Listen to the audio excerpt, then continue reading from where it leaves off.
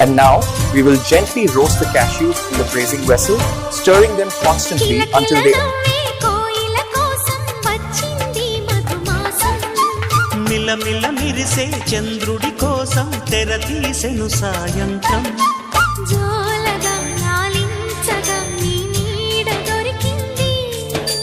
కమ్మగా కలలీయగా నీ తోడు నాకుంది.